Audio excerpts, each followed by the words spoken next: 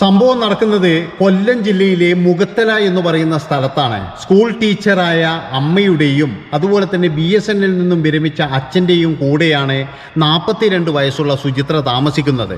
സുചിത്ര വിവാഹമോചിതയാണ്. സുചിത്രയുടെ ഒരു ദിവസത്തെ റുട്ടീൻ എന്ന് പറഞ്ഞു കഴിഞ്ഞാൽ രാവിലെ ജോലിക്ക് പോകും. ജോലി ചെയ്യുന്നത് കൊല്ലത്ത് തന്നെയുള്ള ഒരു ബ്യൂട്ടി പാർലറിൽ ട്രെയിനി ആയിട്ടാണ്. വൈകുന്നേരം ജോലി കഴിഞ്ഞ് തിരിച്ചു വരും. അങ്ങനെ വേറെ ഗോസിപ്പോ കാര്യങ്ങളോ ഒന്നുമില്ല. സാധാരണ എന്ന് പറഞ്ഞു കഴിഞ്ഞാൽ ഈ ബ്യൂട്ടി പാർലറിൽ ജോലിക്ക് പോകുന്നു, അതുപോലെ തന്നെ വിവാഹമോചിത എന്നൊക്കെ പറഞ്ഞു കഴിഞ്ഞാൽ എന്തെങ്കിലും ഒരു വർത്തമാനം നാട്ടുകാർ പറയും എന്നുള്ളതാണ്. അതുപോലും സുചിത്രയെ പറ്റി ആർക്കും പറയാനില്ല. കാരണം എന്താണെന്ന് വെച്ച് കഴിഞ്ഞാൽ ടീച്ചറെ മകള് എന്നുള്ള നിലയിൽ നല്ല രീതിയിൽ നല്ല പെരുമാറ്റത്തിന് ഉടമയാണ്. അപ്പോൾ സുചിത്രയുടെ ഒരു ആഗ്രഹം എന്ന് പറഞ്ഞു കഴിഞ്ഞാൽ ഈ ബ്യൂട്ടീഷ്യൻ കോഴ്സൊക്കെ പഠിച്ചു കഴിഞ്ഞതിന് ശേഷം കുട്ടിയത്ത് തന്നെ സ്വന്തമായിട്ടൊരു കടയിടണം എന്നാണ് സുചിത്രയുടെ ആഗ്രഹം.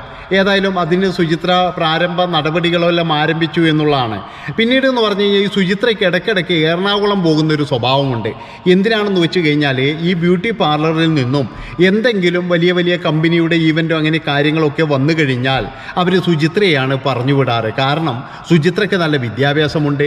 അതുകൊണ്ട് തന്നെ എല്ലാ കാര്യങ്ങളും ഭംഗിയായിട്ട് ചെയ്ത് അവിടുന്ന് എല്ലാ കാര്യങ്ങളും അവർ പറയുന്നത് പോലെ കേട്ട് ഇവിടെ വന്നിട്ട് മറ്റുള്ളവർക്കൊക്കെ പറഞ്ഞു കൊടുക്കാനുള്ള ഒരു ടീച്ചിങ്ങിൻ്റെ ഒരു ഇതുള്ളത് കൊണ്ട് തന്നെ സുചിത്രയാണ് അവരെ തിരഞ്ഞെടുക്കാറ്. അങ്ങനെ 2020 മാർച്ച് 17-ാം തീയതി സുചിത്ര പറയുകയാണ് ബ്യൂട്ടി പാർലറിൻ്റെ ഉടമയോട്, എനിക്ക് 5 ദിവസത്തെ ലീവ് വേണം, അതായത് അമ്മയും കൊണ്ടൊരു ഹോസ്പിറ്റലിൽ പോകാനുണ്ട് എന്ന് പറഞ്ഞപ്പോഴേ ഉടമ പറഞ്ഞ 5 ദിവസമൊക്കെ വേണം. കാരണം എന്താണെന്ന് വെച്ചാൽ സുചിത്ര ഇവിടെ ഇല്ലെങ്കിൽ അത് നമുക്ക് നഷ്ടം തന്നെയാണെന്ന് അവർക്കറിയാം. സുചിത്ര ഉള്ളത് കൊണ്ട് തന്നെ എന്ന് പറഞ്ഞാൽ സുചിത്രയുടെ കെയർ ഓഫിൽ ഒരുപാട് കസ്റ്റമർ വരാറുണ്ട്. അപ്പോൾ അതുകൊണ്ട് സുചിത്ര അവിടെ വേണം എന്നുള്ള ഒരു നിർബന്ധക്കാരാണ് അവർ. ഏതായാലും സുചിത്ര പറഞ്ഞു വേണം, അർജൻറ്റാണ് എന്നൊക്കെ പറഞ്ഞപ്പോഴേ അവർ 5 ദിവസത്തെ ലീവും കൊടുത്തു. അങ്ങനെ അമ്മയോട് വന്നിട്ട് പറഞ്ഞു, എനിക്ക് ഇതുപോലെ ബ്യൂട്ടി പാർലറിൻ്റെ ഒരു ഈവൻ്റ് ഉണ്ട് എറണാകുളത്ത്, ഞാൻ പോവുകയാണെന്ന് പറഞ്ഞിട്ട് 17-ാം തീയതി മകൾ അവിടുന്ന് വീട്ടിൽ നിന്ന് ഇറങ്ങുകയും ചെയ്തു. അങ്ങനെ 17-ാം തീയതി വൈകുന്നേരം അവിടെ എത്തി എന്ന് പറഞ്ഞിട്ട് വിളിച്ചു. 18-ാം തീയതി വിളിച്ചു, 19-ാം തീയതി വിളിച്ചു. പക്ഷേ 20-ാം തീയതി ഉച്ച കഴിഞ്ഞിട്ട് ഫോൺ സ്വിച്ച് ഓഫ് ആയിട്ടാണ് കാണിക്കുന്നത്. ഏതായാലും പിന്നെ നേരെ അമ്മ വൈകുന്നേരം ആകുമ്പോൾ ഈ ബ്യൂട്ടി പാർലറിൻ്റെ ഉടമയെ വിളിച്ചു. അതായത് മകൾ വിളിച്ചിട്ടില്ലല്ലോ, നിങ്ങളെ വിളിച്ചിരുന്നോ എന്ന് ചോദിക്കാൻ വേണ്ടിയിട്ട്. അപ്പോൾ പറഞ്ഞു, ഇല്ല, അവൾ ലീവല്ലേ, ഞങ്ങളല്ല അവളെ പറഞ്ഞു വിട്ടത്, പിന്നെ അവൾ ഇവിടുന്ന് ലീവ് എടുത്തിരിക്കുന്നത് അമ്മയെ ഹോസ്പിറ്റലിൽ കൊണ്ടുപോകണം എന്ന് പറഞ്ഞിട്ടാണ് എന്നാണ് ഈ അമ്മയോട് ബ്യൂട്ടി പാർലറിൻ്റെ ഉടമകൾ പറഞ്ഞത്. ഏതായാലും ഇത് കേട്ടപ്പോഴേ അമ്മക്ക് ഭയങ്കര മാതിയായി. കാരണം തൻ്റെ മകൾ ഇവിടെ പോയി, തൻ്റെ മകളെ ആരെങ്കിലും തട്ടിക്കൊണ്ടുപോയതാണോ, ഇനി ആരുടെയെങ്കിലും കൂടെ ഇറങ്ങിപ്പോയതാണോ? അങ്ങനെയുണ്ടെങ്കിൽ അവൾക്കൊന്നും പറയാമായിരുന്നില്ലേ? ഏതായാലും അമ്മ 22-ാം തീയതി രാവിലെ കൊട്ടിയം പോലീസ് സ്റ്റേഷനിൽ പോയിട്ടൊരു പരാതി കൊടുത്തു. പരാതിയിൽ കാര്യങ്ങളൊക്കെ പറഞ്ഞു, ഇതുപോലെ 5 ദിവസമായി എൻ്റെ മകൾ പോയിട്ട്. ഈ രാവിലെയാണ് പരാതി കൊടുക്കുന്നത്. 20-ാം തീയതി വൈകുന്നേരം സ്വിച്ച് ഓഫ് ആയി എന്നാണ് പോലീസുകാരോട് പറഞ്ഞത്. ഏതായാലും പോലീസുകാർ പറഞ്ഞു അന്വേഷിക്കാം. അവർക്കൊക്കെ എന്ന് പറഞ്ഞു കഴിഞ്ഞാൽ ചെറുങ്ങനെ ഒരു സംശയമുണ്ട്. അതായത് വിവാഹമോചനം കഴിഞ്ഞ് നിൽക്കുന്നതാണ്, അതുമാത്രമല്ല 42 വയസ്സായി, ഇനി വല്ല താഴ്ന്ന ജാതിയോ അങ്ങനെയായിട്ടുള്ള ആരുടെയെങ്കിലും കൂടെ ഒളിച്ചോടിയതാണോ എന്നുള്ളൊരു സംശയം പോലീസിനുണ്ടായിരുന്നു. ഏതായാലും പോലീസ് അന്വേഷിക്കാമെന്ന് പറഞ്ഞിട്ട് പോയി. അങ്ങനെ ഒരാഴ്ച കഴിഞ്ഞിട്ടും യാതൊരു വിവരവുമില്ല. അങ്ങനെയാണ് അമ്മ നേരെ ഹൈക്കോടതിയെ സമീപിക്കുന്നത്. ഹൈക്കോടതിയിൽ പോയിട്ടൊരു പരാതി കൊടുത്തു. അപ്പോൾ തന്നെ എന്ന് പറഞ്ഞാൽ അത് പോലീസിന് ഫോർവേഡ് ചെയ്തു. പോലീസുകാർ അങ്ങനെ അന്വേഷണം ആരംഭിച്ചു. ആദ്യം അന്വേഷിക്കുന്നതെന്ന് പറഞ്ഞു കഴിഞ്ഞാൽ ഈ മൊബൈൽ നമ്പറിൽ നിന്നാണ്. അപ്പോൾ ഈ മൊബൈൽ നമ്പറിൽ നിന്നും അന്വേഷിച്ചപ്പോഴും മൊബൈൽ സ്വിച്ച് ഓഫ് ആയിരിക്കുന്നത് മണ്ണൂത്തിയിലാണെന്ന് മനസ്സിലായി. അങ്ങനെ പോലീസുകാർ ഈ മൊബൈൽ നമ്പറിൽ ആരുടെയൊക്കെ കോളാണ്, അവസാനം ആരെയാണ് വിളിച്ചത് എന്നറിയാൻ വേണ്ടിയിട്ട് ഈ ഫോൺ പരിശോധിച്ചപ്പോൾ ശരിക്കും പറഞ്ഞാൽ ഞെട്ടിപ്പോയി എന്നുള്ളതാണ്. കാരണം എന്താണെന്ന് വെച്ച് കഴിഞ്ഞാൽ പ്രശാന്ത് എന്ന് പറയുന്ന പാലക്കാടുള്ള ഒരു അധ്യാപകനെയാണ് നിരന്തരമായി വിളിച്ചുകൊണ്ടിരുന്നത്. അതും 32 വയസ്സുള്ള മ്യൂസിക് ടീച്ചർ. ഈ പാലക്കാട് മണൽ സ്കൂളിലാണ് ഇയാൾ ജോലി ചെയ്യുന്നത്.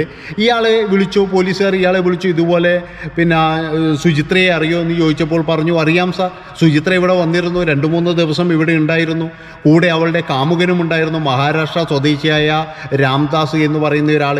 ഇവരെ 2 പേരെയും ഞാനാണ് മണ്ണൂത്തിയിലേക്ക് കൊണ്ടുവിട്ടത് എന്നാണ് ഈ പ്രശാന്ത് പറഞ്ഞത്. പറഞ്ഞത്. അതിൽ വേറെ ഇതൊന്നുമില്ല. കാരണം എന്താണെന്ന് വെച്ച് കഴിഞ്ഞാൽ പ്രശാന്ത് ഒറ്റയ്ക്കല്ല അവിടെ താമസിക്കുന്നത്. അവിടെ അച്ഛനും അമ്മയുമുണ്ട്, അതുപോലെ ഭാര്യയും 2 മക്കളുമുണ്ട്. എല്ലാവരും കൂടി അവിടെ താമസിക്കുന്നതാണ്. അതുകൊണ്ട് പോലീസിന് വലിയ സംശയമൊന്നും തോന്നിയില്ല. അങ്ങനെ പോലീസ് ഈ മൊബൈൽ കൂടുതൽ പരിശോധിച്ചപ്പോൾ അതിൻ്റെ അകത്ത് സാമ്പത്തിക ഇടപാടുകൾ കണ്ടു. അതിൽ ഈ പ്രശാന്തിന് 2,75,000 രൂപ അയച്ചു കൊടുത്തിട്ടുണ്ട്. അതുപോലെ തന്നെ നിരന്തരമായിട്ട് ഇവർ രാത്രി 2-3 മണിവരെ സംസാരിക്കാറുണ്ട്. ഇതൊക്കെ കണ്ടതുകൊണ്ട് തന്നെ പോലീസ് ഒന്നുകൂടി വിളിച്ചു. അതായത് നിങ്ങളുമായിട്ട് എന്താണ് ഇവരുടെ ഇടപാട്? അപ്പോൾ പറഞ്ഞു, സാർ ഇത് എൻ്റെ ഭാര്യയുടെ ഒരു ബന്ധുവാണ്, ഞങ്ങളൊരു 3-4 വർഷമായിട്ട് അറിയാം. എനിക്ക് സാമ്പത്തിക ടൈറ്റ് വരുമ്പോഴൊക്കെ എന്ന് പറഞ്ഞു കഴിഞ്ഞാൽ ഞാൻ പൈസ വാങ്ങിക്കാറുണ്ട്, അതിൽ കൂടുതൽ വലിയ ബന്ധങ്ങളൊന്നുമില്ല എന്നാണ് പറഞ്ഞത്. ഏതായാലും പോലീസ് വന്ന് ഇവരുടെ അമ്മയോട് സംസാരിച്ചപ്പോഴും പറഞ്ഞു, അങ്ങനെ ഒരാളെ പറ്റി എനിക്കറിയില്ല. ഇതുപോലെ തന്നെ ഞങ്ങളുടെ ഒരു കുട്ടിയെ കല്യാണം കഴിച്ച ഒരാളാണ്, അയാളുടെ വീട് വടകരയാണ്, ജോലി ചെയ്യുന്നതാണ് പാലക്കാട്. അയാളും അയാളുടെ അച്ഛനും അവരൊക്കെ ഒരുമിച്ചാണ് താമസിക്കൽ എന്ന് ഈ അമ്മ, അതായത് ടീച്ചറായ അമ്മയും പറഞ്ഞു എന്നുള്ളതാണ്. അങ്ങനെ പോലീസുകാർ കൂടുതൽ അന്വേഷണം ആരംഭിച്ചു. നേരെ പാലക്കാടേക്ക് പോയിട്ട് പ്രശാന്തിനെ കാണുന്നു. പ്രശാന്തിനെ കണ്ട് ആ വീടും പരിസരവും ഒക്കെ അന്വേഷിച്ചു.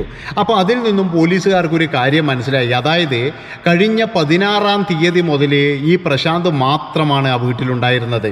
അതായത് 16-ാം തീയതി ഇവൻ്റെ ഭാര്യ കൊല്ലത്തേക്ക് പോയിട്ടുണ്ട് 2 കുട്ടികളെയും കൊണ്ട്. അതുമാത്രവുമല്ല, അന്ന് രാവിലെ തന്നെ അച്ഛൻ ഒരു കല്യാണത്തിന് വേണ്ടിയിട്ട് അച്ഛനും അമ്മയും വടകരയിലേക്കും പോയിട്ടുണ്ട്. അപ്പോൾ ഈ വീട്ടിൽ ഈ പ്രശാന്ത് മാത്രമേ ഉണ്ടായിരുന്നുള്ളൂ എന്ന് പോലീസിന് മനസ്സിലായി. അങ്ങനെ പോലീസുകാർ കസ്റ്റഡിയിലെടുത്ത് ചോദ്യം ചെയ്യുകയാണ്. ചോദ്യം ചെയ്യുമ്പോഴേ ആദ്യമൊന്നും പ്രശാന്ത് ഒന്നും പറഞ്ഞില്ല.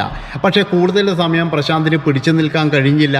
അങ്ങനെ പ്രശാന്ത് ഉണ്ടായ സംഭവങ്ങളെല്ലാം പറയുകയാണ്.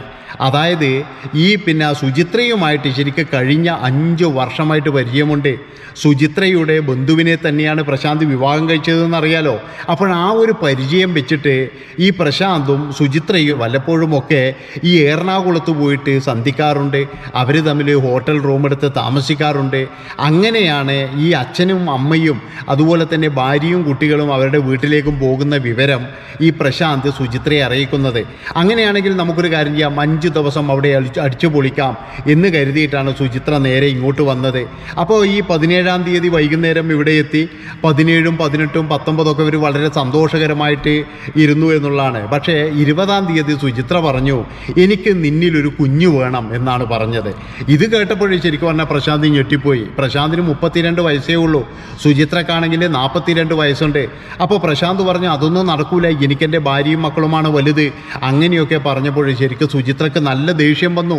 സുചിത്ര അപ്പോൾ തന്നെ പറഞ്ഞു, ഞാൻ നിൻ്റെ ഭാര്യയോട് പറയും, ഞാനും നീയും തമ്മിലുള്ള ബന്ധത്തെപ്പറ്റി പറയും, നമ്മൾ എറണാകുളത്ത് നിന്ന് കണ്ടുമുട്ടാറുള്ളതിനെ പറ്റി പറയും, അതുമാത്രവുമല്ല എന്നോട് വാങ്ങിച്ച പൈസ എനിക്ക് തിരിച്ചു തരണം എന്നൊക്കെ പറഞ്ഞ് ഭയങ്കരമായിട്ടുള്ള പ്രശ്നമായി.